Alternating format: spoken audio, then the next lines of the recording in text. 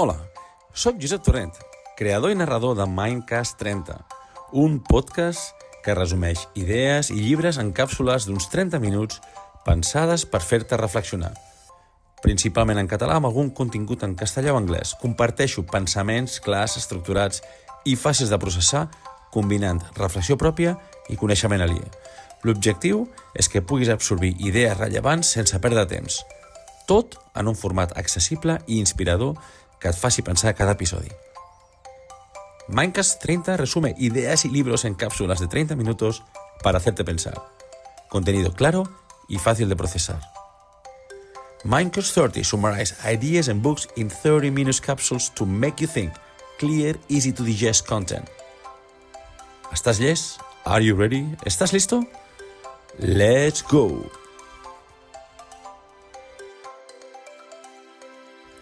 Benvinguts i benvingudes a un nou episodi de Mindcast 30. Soc en Josep Torrent i avui us proposo endinsar-nos en un llibre que no només parla d'economia o de ciència, sinó que qüestiona la mateixa estructura amb què interpretem la realitat. Un llibre que ha sacsejat la manera com entenem el món, el coneixement i fins i tot la nostra pròpia sort. El signe negre, de Nassim Nicholas Taleb.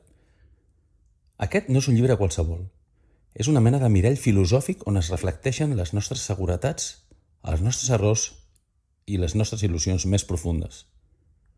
Una obra que ens recorda que vivim envoltats d'incertesa, però que la disfressem d'ordre. Que el que anomenem coneixement sovint no és més que una forma elegant de negar la nostra pròpia ignorància. Vivim en un món ple de sorpreses, d'imprevistos, d'accidents, d'innovacions que ningú no havia previst. I malgrat tot, continuem comportant-nos com si el futur fos una línia recta, una extensió previsible del passat. Com si la història, la tecnologia o fins i tot la nostra pròpia vida responguessin a alguna lògica tranquil·litzadora. Però no és així. El món és més caòtic del que ens agrada admetre i alhora més fascinant del que podíem imaginar. El concepte de signe negre és alhora una metàfora i una advertència. Ens parla d'aquells esdeveniments extraordinaris, bons o dolents, que ningú no havia previst i que tanmateix ho canvien tot. Penseu-hi, les grans guerres, les crisis econòmiques, els descobriments científics, les revolucions tecnològiques, tots ells van aparèixer de manera inesperada i després, un cop ja havien passat, vam córrer a explicar-los com si sempre haguessin estat inevitables. És la nostra naturalesa, necessitem que el món tingui sentit, necessitem explicar-nos històries que ordenin el caos. Però Taleb ens convida a fer el pas més valent, a acceptar que no hi ha mapa i que potser no n'hi haurà mai. El signe negre és molt més que una teoria sobre el risc o la incertesa. És una reflexió sobre la fragilitat de la nostra ment davant d'allò imprevisible, sobre la nostra tendència a confondre el que sabem, el que és veritat, i sobretot, amb aquesta arrogància, aquest excés de confiança en la raó humana, ens ha portat una altra vegada, i una altra l'error, al col·lapse i a la sorpresa.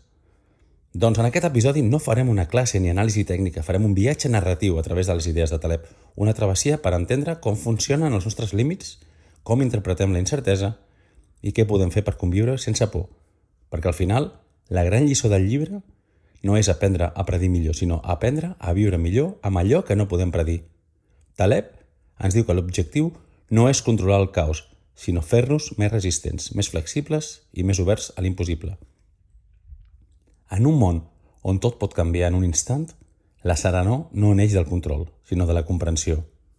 Així que, si us sembla bé, baixem una mica el ritme, respirem, preparem-nos per mirar el món d'una altra manera. Una mirada que no busca seguretat, sinó lucidesa, que no vol imposar un ordre, sinó aprendre a dansar amb el desordre. Benvinguts al signe negre. Comencem. I ens preguntarem, què és un signe negre? Bé, tot comença amb una idea a parar més senzilla, una metàfora tan clara que sembla una faula, però que amaga una veritat profunda sobre la manera com construïm el nostre coneixement. Durant segles, els europeus estàvem convençuts de que tots els signes eren blancs. N'havíem vist milers en tots els rius i llacs del continent. Cap observació contradeia aquesta creença. I com passa sovint, allò que no es qüestiona es converteix en veritat. Els filòsofs i naturalistes del segle XVII i XVIII citaven el signe blanc com un exemple de certesa empírica. Si tots els signes que hem vist són blancs, podem afirmar que tots els signes són blancs. Però un dia, algú va travessar el mar i va arribar a Austràlia. I allà, en aquestes aigües desconegudes, va veure una cosa que no podia existir, un signe negre. Amb una sola observació, segles de certesa es van afondrar. En un instant, tot el que semblava indiscutible es va convertir en un error. Aquesta història, que podria semblar una anècdota zoològica, és, per en Taleb, una metàfora poderosa del nostre autoengany col·lectiu. Ens passem la vida observant patrons, acumulant dades, reforçant el que ja sabem, i oblidem una cosa fonamental. Cap quantitat d'observacions positives pot garantir que allò que creiem sigui veritat. Pot veure un milió de signes blancs i continuaràs sense saber si tots els signes del món ho són, però n'hi ha prou en veure un sol signe negre per destruir aquesta creença. Aquest és el cor de la idea. No podem demostrar definitivament una veritat, només podem refutar-la, i sovint, quan ho fem, ja és massa tard.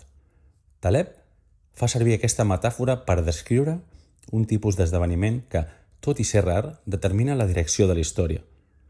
Un signe negre, diu ell, és qualsevol succés que té 3 característiques essencials.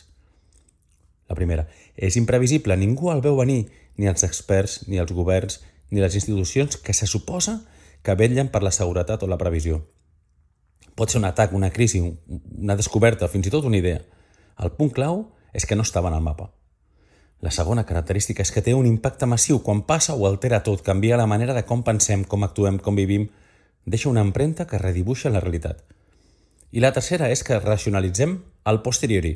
És a dir, un cop ha passat, tothom comença a explicar-lo com si fos evident. Sí, clar. Ja s'ho veia venir, els senyals hi eren, només calia escoltar. Però aquestes explicacions només apareixen després quan ja és segur parlar-ne. Aquesta última característica és la més reveladora i també la més humana. Ens costa conviure amb el caos, amb l'atzar, amb la idea de que potser el món no té un sentit previ i per això, un cop el desastre o el miracle ja ha passat, correm a construir-hi una història. Reescrivim el passat per calmar la ment, creem una il·lusió de coherència i ens diem que tot ho havíem entès abans, que només va ser un petit descuit, un detall que se'ns va passar per alt. Però no és així. Com diu Taleb, el nostre cervell no suporta el caos. Necessitem causes, línies rectes, un relat que ens expliqui per què les coses passen. Perquè si admetem que moltes d'elles són fruit de l'atzar, hauríem d'admetre també que controlem molt menys del que creiem. I això no ens agrada. Si ho penses bé, aquesta metàfora va molt més enllà de la ciència o de l'economia. És també una descripció precisa de com funcionem com a individus. Tornem a l'Homo sapiens, Quantes vegades a la vida hem cregut tenir-ho tot sota control, una feina estable, una relació sòlida, un camí clar, fins que de sobte una trucada, una trobada, un accident, una idea, un petit signe negre personal, ho canvia tot. Pot ser una pèrdua o una oportunitat, un final o un començament, però sempre arriba sense avisar. El que fa en la metàfora de Taleb és que no parla només del món exterior, sinó també del nostre món interior. Vivim envoltats de creences blanques, de certeses que ens fan sentir segurs, però que de tant en tant apareix aquest signe negre i que ens obliga a revisar-ho tot. És en aquests moments que descobrim qui som de veritat, quan l'ordre es trenca, quan el mapa deixa d'existir, quan ens adonem que la vida no era una línia recta, sinó un conjunt de corbes inesperades. El signe negre no és, doncs, només un esdeveniment, és una metàfora de la fragilitat del nostre coneixement, una advertència que ens recorda que tot allò que sabem pot ser desmentit en un instant. I també, en el fons, una invitació a mantenir-nos humils, oberts, preparats per la sorpresa. Perquè, com diu Taleb, el que realment mou el món no és el que esperem, sinó el que no esperàvem pas. Quan pensem en signes negres, pensem en catàstrofes o revolucions, però en realitat n'hi ha de tot tipus. Per exemple, l'11 de setembre del 2001 és un cas paradigmàtic. Cap model de seguretat havia previst, en principi, que 4 avions comercials poguessin convertir en armes. I tanmateix, aquell dia va redibuixar la geopolítica mundial, va transformar les lleis de seguretat i va canviar fins i tot la nostra manera de viatjar. La crisi del 2008 és un altre exemple. Els bancs i institucions tenien models matemàtics que prometien estabilitat. Les agències de qualificació asseguraven que tot estava sota control, però el món real no entén de models i quan la bombolla va esclatar, milions de persones van perdre la feina, les cases i l'estalvi de tota una vida. Internet i les xarxes socials també són signes negres, però en positiu. Cap expert dels anys 80 o 90 hauria pogut imaginar que un adolescent amb un telèfon podria arribar a milions de persones amb un vídeo o que una sola aplicació com Instagram o TikTok modificaria la psicologia col·lectiva i la política global. I més recentment, la pandèmia de la Covid-19. És cert que hi havia advertiments, però cap govern, cap societat estava realment preparat per a un confinament mundial. En pocs dies, el planeta sencer es va aturar. Es van trencar totes les cadenes de subministrament, rutines, relacions i expectatives. I tot així la vida va continuar adaptant-se com l'aigua quan troba un nou camí. Taleb diu que els signes negres són el motor ocult de la història. La majoria d'allò que considerem progrés o crisi és, de fet, el resultat d'un d'aquests successos imprevisibles. Una de les parts més provocadores i alhora més lúcida del signe negre és la crítica implacable que Nassim Nicolás Taleb fa als experts, als models i a la nostra obsessió per predir el futur. En Taleb no parla des de la teoria, sinó des de l'experiència. Durant anys va treballar al cor del món financer envoltat d'ordinadors, gràfics i matemàtics que calculaven el risc amb fórmules que semblaven infal·libles. Gent brillant, genis, professionals que creien haver domesticat l'atzar. Però un dia el sistema va col·lapsar i amb ell les seves equacions. A partir d'aquell moment, Taleb va dedicar la seva vida a estudiar no com predir millor, sinó per què ens entestem a predir. Per què aquesta necessitat gairebé religiosa d'anticipar el que vindrà, encara que la història demostri un cop i un altre que no en som capaços? Ell anomena la il·lusió del coneixement, una trampa intel·lectual que ens fa creure que quantes més dades tenim, més entenem el món. Però la veritat és que sovint les dades només ens donen una sensació d'ordre i no pas de coneixement real. El nostre cervell està programat per veure patrons, per trobar-hi sentit. I quan l'estadística o la tecnologia ens permeten convertir aquests patrons en gràfics o models, ens embriaguem de confiança. Tenim números, per tant tenim raó, sembla que pensem. Però Taleb ens adverteix. El futur no és una extrapolació del passat. Els models estadístics, els mateixos que s'utilitzen per predir mercats, eleccions o fins i tot epidèmies, es basen sempre en dades anteriors. I això està bé fins que arriba un signe negre, és a dir, aquest esdeveniment sense precedent. Aleshores, tots els models esdevenen inútils perquè el que els trenca és precisament allò que mai havia passat abans. Tornant una mica a la crisi del 2008, abans d'aquesta crisi, la majoria de bancs del món asseguraven que el sistema era estable. Els seus programes de risc, els anomenats Value at Risk, deien que la probabilitat d'un col·lapse global era la d'una entre 1.000.000, però va passar. I com va passar, tot es va enfonsar, com si fos un cartell de cartes. Taleb va escriure: no va ser un error de càlcul, sinó una fallada de visió. No és que els experts fossin ximples, al contrari, eren massa llestos, massa segurs. El seu error no va ser no veure el futur, sinó creure que podien veure'l. Per explicar aquesta ceguesa, en Taleb fa servir una metàfora magistral. Som com els galls d'indi, de cada dia reben menjar i confirmen que el granger és amic seu. Cada dia reforça la seva confiança fins que arriba el dia d'acció de gràcies, aquest dia als Estats Units, on tothom menja gall d'indi. Cada dia que passa sense que res dolent succeeixi, el gall d'indi aprèn que serà segur. La seva experiència és positiva, les seves dades tranquil·litzadores. Però el problema és que el seu model no inclou la possibilitat del desastre. El pobre gall d'indi no sap que existeix un signe negre. El granger que prepara el sopar. Tal com diu Taleb, així funciona la nostra ment. Evidentment una mica diferent del gall d'indi, però confonem la regularitat amb seguretat. I aquesta confusió és el fonament de molts errors col·lectius. Hi ha una altra idea que Taleb denuncia amb ironia: la vanitat dels experts. Vivim en un món on la reputació depèn de la confiança amb què afirmes una predicció, no de la seva veracitat. Un economista que parla amb seguretat, encara que s'equivoqui sempre, és més escoltat que un que admet els seus dubtes. Taleb diu que els experts són com els astròlegs del segle XXI. Encerten de tant en tant, però no perquè entenguin el futur, sinó perquè fan tantes prediccions que alguna acaba sonant veritat. El problema no és que els experts s'equivoquin, és que no suporten haver-ho de reconèixer. Quan erren, culpen les circumstàncies excepcionals. Quan l'encerten, diuen que ho havien previst. I així, el sistema perpetua la il·lusió del control. Un dia farem un podcast exclusivament de biaixos. Aquesta crítica no és un atac a la ciència, sinó al dogmatisme del coneixement. Taleb no diu que la recerca o la raó siguin inútils. Diu que el seu abast és limitat. Podem entendre patrons locals, però el món està fet de disrupcions, de girs, d'imprevistos. És com intentar predir l'onada perfecta enmig d'un oceà. Pots mesurar la velocitat del vent, la pressió, la temperatura, però hi ha un moment en què la naturalesa simplement et sorprèn. Per això Taleb prefereix parlar de resiliència més que de predicció. En lloc de preguntar-nos què passarà, hauríem de preguntar-nos què passarà si passa allò que ningú espera. És un canvi subtil, però profund. Aquest pensament té una dimensió gairebé filosòfica. Si ho traslladem a la vida quotidiana, és molt fàcil veure-ho. Quants cops hem fet plans amb tota la lògica del món i després la realitat ens ha passat per sobre com una tempesta? Quantes vegades hem confós tenir-ho tot calculat amb tenir-ho tot assegurat. Potser la veritable saviesa no és saber què vindrà, sinó saber viure bé amb el que vingui, saber que l'ordre és fràgil i que en qualsevol moment pot aparèixer un signe negre.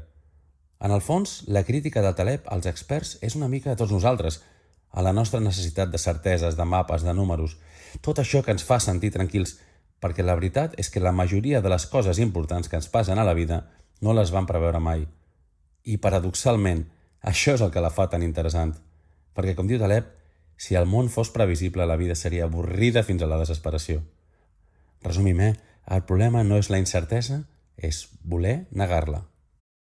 En aquest llibre, en el Cigne Negre, en Taleb també ens parla de l'ego de l'expert. Per què insistim tant a predir? Per què, tot i saber que el futur és imprevisible, continuem fent un cop i un altre cop com si fos un ritual? Ell ho explica de la manera més senzilla, però incòmoda. Ens agrada tenir raó. La sensació de control és com una droga suau. Ens fa sentir segurs, intel·ligents, importants. Quan creiem que podem entendre o anticipar el que vindrà, el món sembla menys amenaçador, més domèstic, més humà. Però aquesta confiança és una il·lusió. Una mena de miratge psicològic que ens protegeix de la incertesa com un abric de paper davant una tempesta. Taleb diu que no estem dissenyats per entendre la incertesa, estem dissenyats per narrar-la, per construir històries que ens permetin viure dins del caos sense enfonsar-nos. Quan alguna cosa passa, necessitem una explicació. Quan no n'hi ha, la inventem. Fa poc vam parlar dels Sapiens. Revisem una mica la idea de com està el nostre cervell, que no suporta aquest buit causal, i així, cada cop que el món ens sorprèn, la ment reacciona amb una habilitat extraordinària, reordena els fets per fabricar-hi sentit.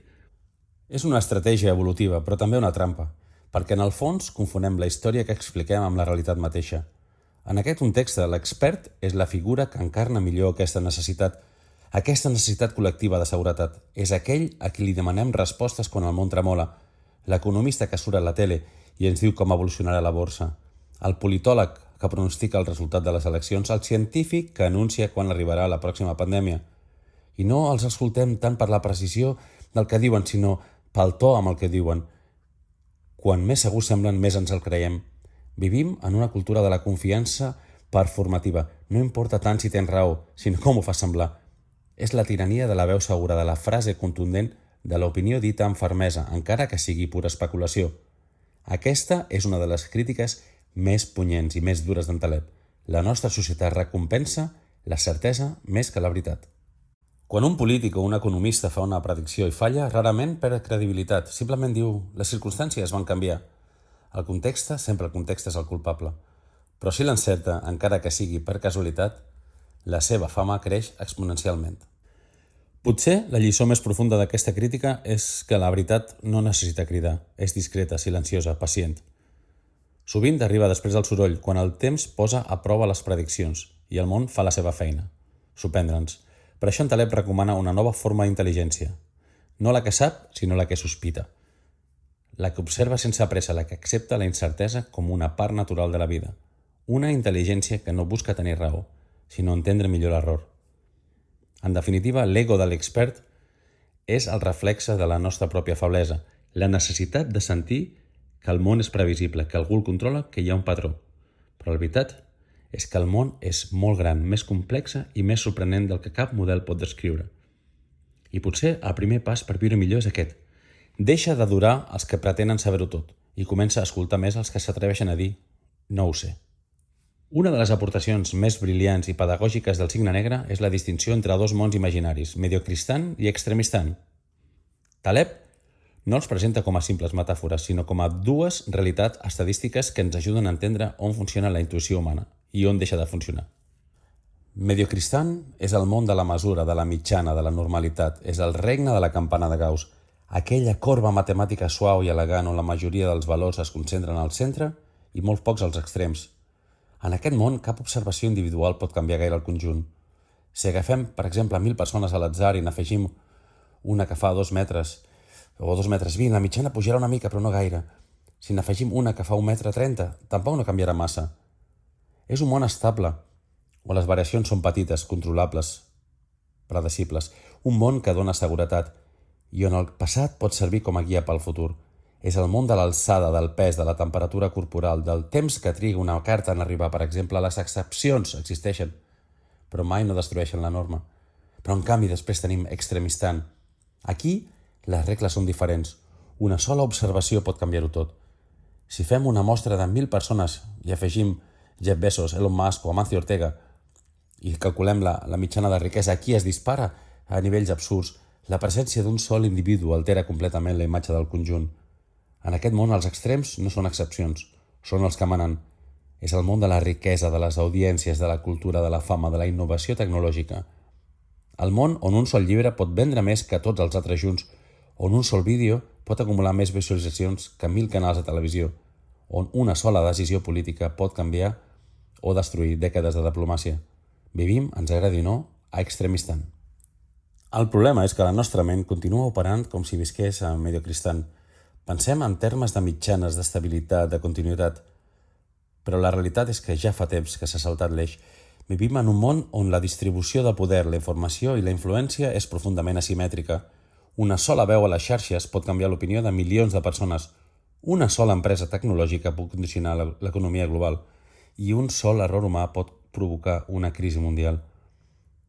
I també en sentit positiu, un sol invent pot millorar la vida de milions d'éssers humans. Això és Extremistan, un territori dominat pels successos rars, però d'impacte descomunal. El món actual ja no segueix patrons lineals ni equilibrats. Els fenòmens es comporten de manera exponencial. Creixen de cop, es multipliquen, s'escampen amb una velocitat que trenca qualsevol model. Per això, diu Taleb, els economistes, els inversors i fins i tot els científics sovint s'equivoquen. No és que no tinguin dades, és que les seves dades pertanyen a un altre univers. Pensem en uns quants exemples. La música. Durant dècades els ingressos dels músics seguien una distribució relativament equilibrada. Molts vivien modestament, alguns destacaven, però amb la digitalització un sol artista pot acaparar milions d'oients i deixar-ne milers sense espai. Un sol tema viral pot generar fortunes. Això és Extremistan pur. La tecnologia, quan Apple va llançar l'iPhone, no va ser només un producte nou, va canviar la manera com la humanitat interactua amb el món. Un sol dispositiu va redefinir indústries senceres, fotografia, música, periodisme, publicitat, relacions socials. Les xarxes socials. Un tuit pot fer caure la borsa. Una publicació pot destruir o construir una reputació en hores. A Mediocristan això seria impossible. Extremistan és rutina. La pandèmia, un sol virus nascut en un mercat local va aturar el planeta, va modificar economies, fronteres, hàbits i fins i tot el concepte de normalitat. Ningú ho havia previst, però quan va arribar, el seu impacte va ser total. A Mediocristan podem parlar de probabilitats suaus. Tot oscil·la al voltant d'una mitjana raonable. Però a Extremistan la mitjana no té sentit. És com calcular el sou mitjà en una habitació on hi ha una persona, que hem dit abans, que guanya 50.000 euros l'any i una altra que guanya 50.000 milions. El resultat és absurd i el número no explica res. El mateix passa amb el món actual. Les mitjanes ja no serveixen per descriure'l. Vivim en un univers d'excepcions, de desigualtats extremes, de concentracions brutals de poder i d'atenció. Per això, Taleb ens adverteix. La probabilitat clàssica, la de la campana de Gauss, ja no serveix. És una eina útil per mesurar fenòmens físics o biològics, però no per entendre els sistemes humans, on les interconnexions i els efectes dominó ho canvien tot. Ell ho resumeix amb una frase que sembla senzilla però devastadora.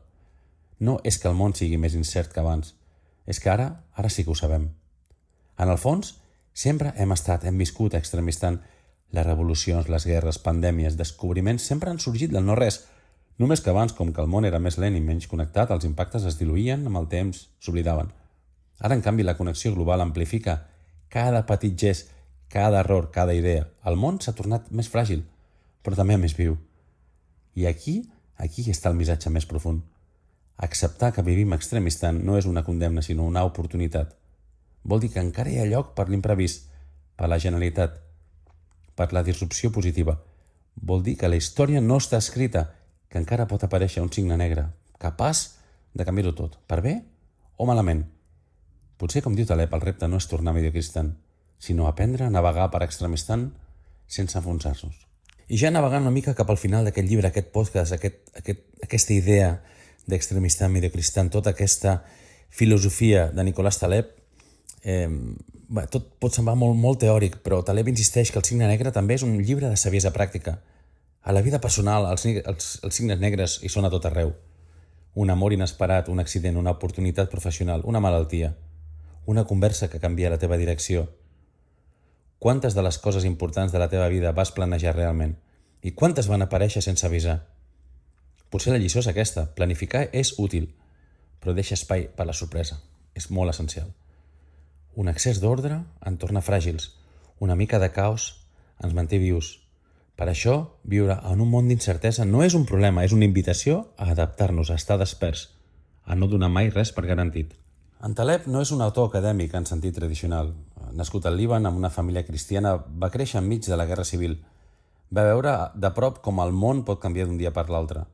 Aquesta experiència va marcar la seva visió, la fragilitat de les institucions i la imprevisibilitat de la vida.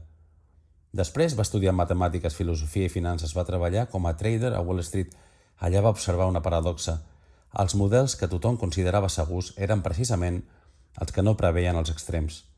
I finalment, quan va escriure El signe negre, el 2007, pocs mesos abans de la gran crisi financera, va semblar gairebé profètic. Però ell sempre insisteix: jo no vaig predir la crisi, no vaig dir que els sistemes com el nostre estan condemnats a tenir crisis imprevisibles.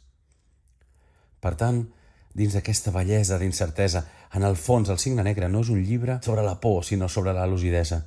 Taleb ens convida a mirar el món tal com és, complex, caòtic, ple d'atzar. Aquesta mirada pot ser desconcertant, però també alliberadora. Si acceptem que no podem controlar-ho tot, podem dedicar-nos a allò que sí que depèn de nosaltres. Com reaccionem davant d'això? Potser el sentit de la vida no és evitar el caos, sinó ballar amb ell.